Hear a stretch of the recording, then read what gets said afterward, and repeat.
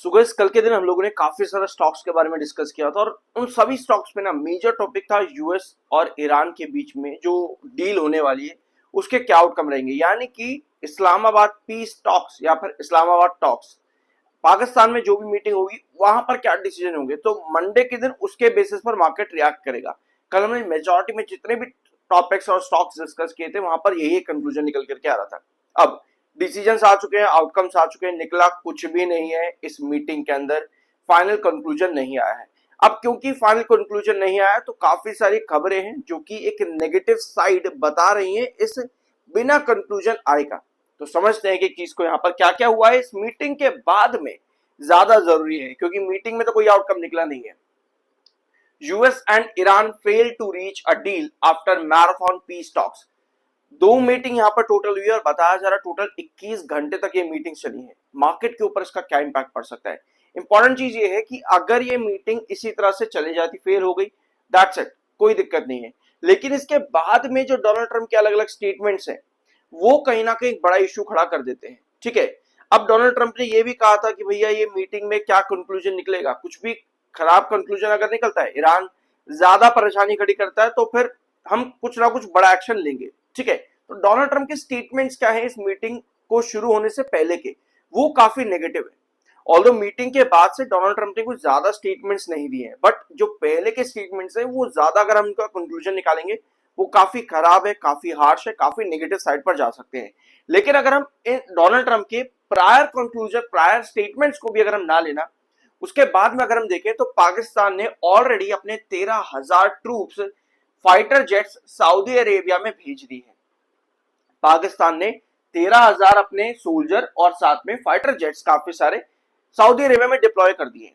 अब पाकिस्तान ऐसा क्यों कर रहा है भाई? यही तो पीस टॉक करवा रहा था, यही तो बातचीत करवा रहा था ईरान और आपके यूएस के बीच में। अब पाकिस्तान ऐसा क्यों कर रहा है? आपको पता भाई, पाकिस्तान अमेरिका का एक कह लो कि बच्चा है। ठीक है, जो कहेगा भैया वो कर देगा पाकिस्तान, सिंपल सी बात है। ठीक है, और सऊदी अरेबिया के साथ में ऑलरेडी पाकिस्तान की जो है ट्रीटीज है कि भैया आप हमको मदद दोगे, अगर सैन्य मदद आप हमको दोगे, तो एक तरह से उनकी मिलिट्री ट्रीटी एक यहाँ पर बनी हुई है सऊदी अरेबिया और पाकिस्तान के बीच में। तो पाकिस्तान, अब सऊदी अरेबिया को ये खतरा है कि क्योंकि भाई मीटिंग में कुछ कंक्लूजन तो निकला नहीं, कहीं डोनाल्ड ट्रंप ईरान के ऊपर अटैक ना कर दे और ईरान बदले में वापस से सऊदी अरेबिया, कुवैत या आसपास के जितने भी देश हैं जहां पर यूएस की मिलिट्री बेसिस बने हुए हैं, कहीं वापस अटैक ना करने लग जाए वहां पे ईरान। इसी वजह से सऊदी अरेबिया ने कहीं ना कहीं ये चीज मांगी होगी। ये हम सऊदी अरेबिया के पर्सपेक्टिव से देख रहे हैं। अगर हम दूसरे पर्सपेक्टिव से देखें, क्योंकि एक पर्सपेक्टिव ये भी निकलता है कि इस मीटिंग के पहले डोनाल्ड ट्रंप ने कहा था कि भैया हम अपने ट्रूप्स, यानी कि हम अपनी आर्मी सीधा इन्फिल्ट्रेट करवा देंगे ईरान के एक तो उसका एक आइलैंड है, ठीक है, खड़क आइलैंड, खाक ऐसे कुछ नाम था उसका, मुझे अभी ध्यान नहीं आ रहा उसका नाम। एक आइलैंड वहां पर जो कि एक मेजर स्पॉट बना इस पूरे वॉर के इस टाइम के अंदर।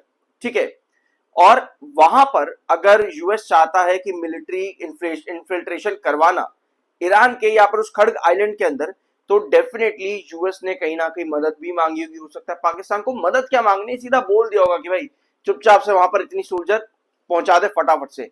तो ऑलरेडी पाकिस्तान के 10,000 ट्रूप्स सऊदी अरेबिया में थे, 13,000 ट्रूप्स और आए हैं, टोटल 23,000 की क्वांटिटी ये हो जाती है। तो मुझे लगता है कि अमेरिका, डोनाल्ड ट्रंप ने बोला होगा सीधा पाकिस्तान को कि भाई यहाँ पे इधर बंदे पहुंचा दे जल्दी से, कुछ करना है हमको।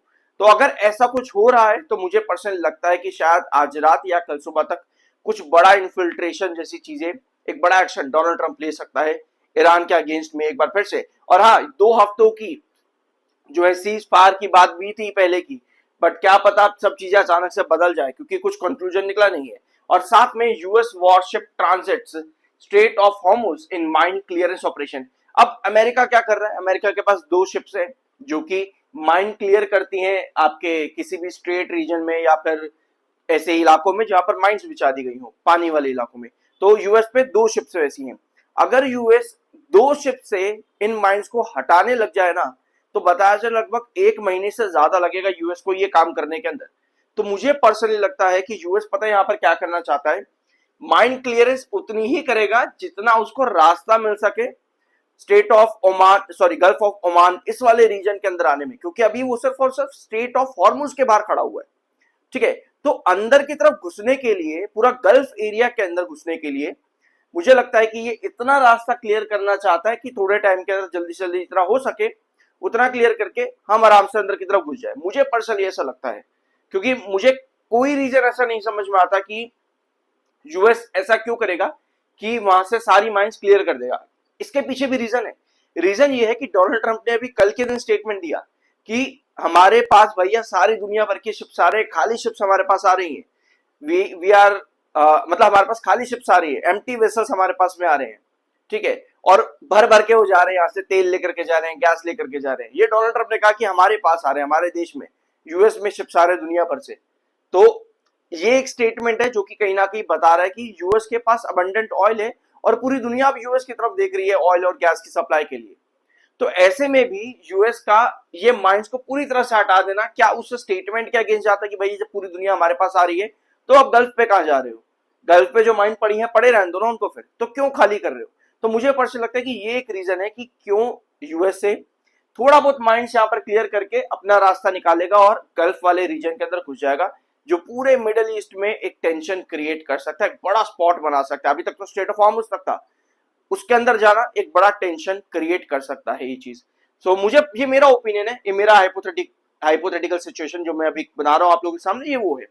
बाकी देखो अभी कोई कंक्लूजन जब निकलता नहीं है ना ऐसी सिचुएशन पे, क्योंकि भाई डोनाल्ड ट्रंप खुद अपने आप में एक कंफ्यूजिंग स्टेट है, कंफ्यूजिंग स्टेट ऑफ माइंड है डोनाल्ड ट्रंप ने आप पे।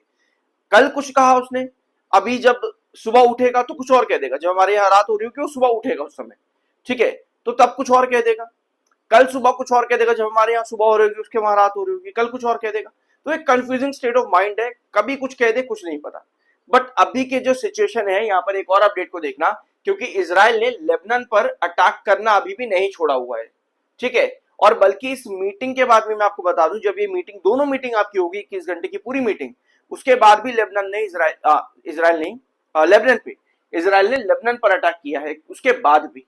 तो ये चीजें कहीं ना कहीं इंडिकेट करती है कि ईरान जितने भी मुद्दे लेकर के गया था, ठीक है, ईरान जितने भी मुद्दे लेकर के गया था उसमें से एक ये भी था कि हम लेबनान को भी रिप्रेजेंट कर रहे हैं, और अगर लेबनान पर सीज फायर नहीं हुआ तो मतलब कि इस मीटिंग का कोई कंक्लूजन निकल नहीं रहा है, तो हम किसी भी तरह से स्टेट ऑफ हॉर्मुज को नहीं खोलने वाले हैं, ठीक है। और स्टेट ऑफ हॉर्मुज के ऊपर वो लगा रहा है अपना पेनल्टी, जो भी चार्जेस लगा रहा है, टैक्स लगा रहा है मिलियंस ऑफ डॉलर्स का, या फिर उसके करेंसी के अंदर, ठीक है। तो वो अभी भी लगा हुआ है। और एक न्यूज ये भी है कि ऑलरेडी 2 देशों के वेसल्स टर्न ले चुके हैं भैया, खाली होकर के वहां पर जा रहे थे अपना गैस ऑयल वगैरह लेने के लिए, उनको वापस भिजवा दिया गया ईरान की तरफ से। तो ये चीजें अभी यहाँ पर हो रही हैं। आज सब अभी की स्टेटमेंट है, मतलब 2-4 घंटों के अंदर अंदर ही सब कुछ हुआ है। Iran nuclear program has survived clouding talks. Iran, दूसरा मुद्दा, सबसे बड़ा मुद्दा तो भाई यही था कि लेबनान पर सीज फायर कर दो, एक मुद्दा ये था। दूसरा मुद्दा भाई हम अपना जो है यूरेनियम एनरिचमेंट करते रहेंगे, यूरेनियम एनरिचमेंट करते रहेंगे, ये सबसे बड़ा मुद्दा था, हम उसको रोकेंगे नहीं। और स्टेट ऑफ हॉर्मुज को हम खोल जरूर देंगे, लेकिन अब उस पर हमारा कंट्रोल रहेगा। तो जितने भी मुद्दे थे ना, वो यूएस चाहता था कि वो सब ना हो, मतलब कि ईरान और यूएस एक दूसरे के अपोजिट थे, मतलब कि अगर कोई स्टेटमेंट उनको देना भी था ना तो दूसरी तरफ से उसका पॉजिटिव स्टेटमेंट आ रहा था। तो ऐसे में कैसे कंक्लूजन निकलता किसी भी चीज का।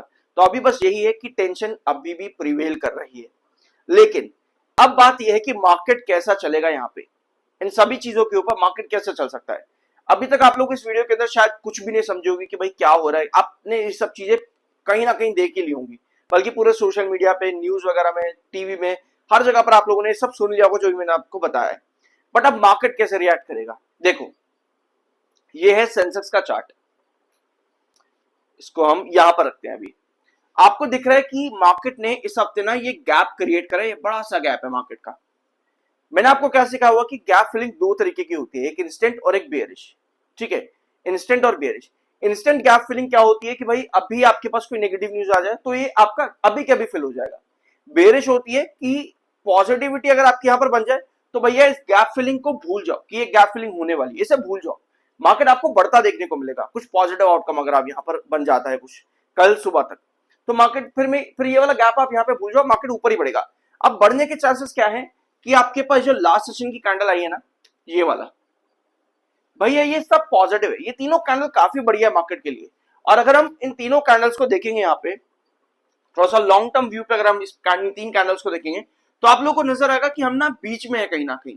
ना तो हम 70 कितने कितने बेसिस हमारे यहाँ पे, एक तो हम बेस मार्क करते हैं इधर 75,900 का, 75,900 पे हम एक थोड़ा सा अपना बेस बनाते हैं, और एक हम अपना रिजेक्शन बनाते हैं 78,500 पे, और 78,500 पे ये हमारा रिजेक्शन है और ये हमारा बेस है। अभी हम इन दोनों ट्रेंड्स के बीच में मार्केट के अंदर कहीं ना कहीं अटके पड़े हैं। मतलब ना तो हम ऊपर की तरफ जाएंगे तो भैया बहुत बड़ा ब्रेकआउट है, क्योंकि 78,500 जाए तो ये इसके लिए कुछ पॉजिटिव बड़ा कुछ बड़ा पॉजिटिव चाहिए, और अगर आपको 75,900 पे गिरना है तो उसके लिए आपको कुछ बड़ा नेगेटिव चाहिए। तो दोनों के बीच में गैप देखो कितना बड़ा है।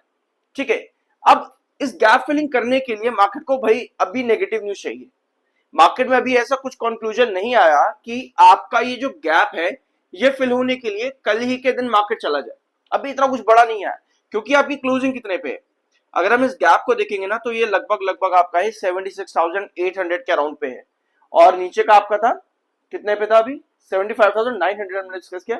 एक सेकेंड यहाँ पे देखते हैं, हाँ गैप की हम बात करें तो ये तो बेस है आपका एक छोटा सा, बट अगर हम गैप देखेंगे ना तो वो 74,700 के आसपास है। ठीक है, तो अब देखो कितना बड़ा डिफरेंस है ये दोनों गैप्स, इस गैप के अंदर कितना बड़ा डिफरेंस है।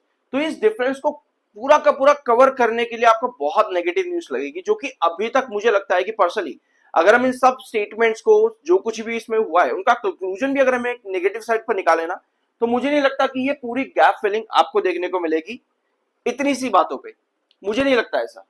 यानी कि अभी हम किस कंडीशन पर है, अभी हम इस कंडीशन पर है कि हमारा एक छोटा रिजेक्शन बनता है 78,100 पे, और बेस लाइन अभी हमारी बनती है 76,900 पे। ये मुझे पर्सनली लगता है कि ये अभी हमारे इंपॉर्टेंट ट्रेंड्स है, क्योंकि ना ही कुछ बड़ा नेगेटिव है ना ही कुछ बड़ा पॉजिटिव है। तो मुझे पर्सनली लगता है कि अगर इतनी इतनी बातों पर भी हम छोटे मोटी चीजें लेकर के चले तो गिरेगा तो 76,900, और भैया कुछ छोटा सा भी कुछ पॉजिटिव अगर बनता है तो 78,100। ठीक है, अब ये जो गैप फिलिंग का बॉटम है ना जो कि 74,700 पे है, 74,700, अगर आपको ये बॉटम को हिट करना है तो उसके लिए आपको बिल्कुल यही लगेगा कि डोनाल्ड ट्रंप कहते कि भैया आप हमला कर देंगे जाकर के, तब आप कहते हो कि भैया सीधा 74,700 पर आप ड्रॉप कर जाओगे और एक ही बार में एक गैप फिल हो जाएगा। ठीक है, एंड देन उसके बाद में आपको पता है कि इस तरह से अगर गैप फिल हुआ एंड देन आप धीरे धीरे करके और ड्रॉप कर जाओगे, क्योंकि अगर वॉर का स्टेटमेंट डोनाल्ड ट्रंप ने दे दिया तो ऐसे नहीं है कि एक बार गिर करके शांत हो जाएगा मार्केट और फिर ऊपर ऊपर, उसके बाद फिर और गिरावट आएगी, फिर जो आपका अभी इंपॉर्टेंट बेस बना था ना मार्केट के अंदर 72,000 पॉइंट्स के आसपास, वो भी टूट जाएगा। समझ रहे इस चीज को? तो हमें कुछ ना कुछ पॉजिटिव चाहिए ताकि 78,500 जो आपका टॉप का रिजेक्शन है इस पर भी आए, और फिर बाद में जो आपका 200 EMA है सेंसेक्स का 80,900 पॉइंट के आसपास यहां पर भी टच कर जाए। तो कुछ पॉजिटिव और कुछ नेगेटिव, मैंने आपको यहां पर सभी कंक्लूजन्स बता दिए कि क्या क्या रेंज है, न्यूट्रलिटी में क्या रेंज है, बेरिश में क्या रेंज है, पॉजिटिव्स के अंदर क्या रेंज है। तो कुछ ऐसा है सीन यहां पर अभी सेंसेक्स का। इसके अलावा एक चीज और नोट करना, देखो गैप बनना इसका मतलब ये नहीं होता कि ये गैप फिल होना बहुत जरूरी है, इसका मतलब ये नहीं होता। आप अगर सेंसेक्स के लॉन्ग टर्म चार्ट पर देखोगे ना 2025 के अप्रैल के महीने में भी अगर आप देखोगे आपको यहां पर एक गैप दिख रहा है, एक गैप आपको यहां दिखा, यहां अगर आप देखोगे अप्रैल में आपके ये दो गैप बने थे सेंसेक्स के अंदर, और ये दोनों गैप कितने लंबे टाइम के बाद जाकर के फिल हुए, अगर हुए भी हैं तो यहां पे मार्च और अप्रैल के महीने के अंदर जाकर के गैप फिल हुए। तो मतलब जरूरी नहीं है कि अगर कोई गैप बनता है चार्ट्स के ऊपर तो वो तभी के तभी जाकर के फिल हो, वो गैप्स एक लंबा टाइम में बनाता है। तो ये एक एग्जांपल है बेयरिश गैप फिलिंग का, जिसके लिए मार्केट में या किसी अगर आपके स्टॉक में गैप बन रहा है तो उसमें आपको बहुत बेयरिश कवर चाहिए, तभी वो गैप फिल होता है लॉन्ग टर्म के अंदर। इंस्टेंट गैप फिलिंग के अंदर आपके पास तभी आ जाती है चीजें कि नेगेटिव है, बुली बेयरिश है, क्या है, तभी आपका गैप फिल हो जाता है। बेयरिश में आपके पास एक लंबा समय लगता है, इसका एग्जांपल ये आपके सामने है। एक गैप में आपको और बता देता हूं पॉजिटिव के अंदर, जो ऊपर की तरफ का गैप है यहां पे 81,000 से लेकर के 80,000 पॉइंट के बीच में ये वाला भी गैप है। तो अब आप कहोगे कि भाई इस गैप को फिल करने के लिए मार्केट ऊपर जाएगा, तो जरूरी नहीं है कि ये अभी के अभी फिल करने के लिए ऊपर चला जाए, टाइम भी लगता है। तो इंस्टेंट और बेयरिश गैप फिलिंग ये समझना बहुत ज्यादा जरूरी होता है मार्केट के अंदर। अगर आप मेरे साथ पर्सनल जुड़ना चाहते हो, ज्वाइन करना चाहते हो, जो कि पेड होता है ऑफ कोर्स, तो आप मुझे मेरे व्हाट्सएप पर डीएम कर सकते हो। लाइव सेशंस एंड एवरीथिंग आपको वहां पर मिल जाएगा। तो ये था आज की इनका वीडियो। होप यहाँ पर आपको कुछ नया जानने को मिला होगा। सब्सक्राइब जरूर करना। मिलता अगले वीडियो में।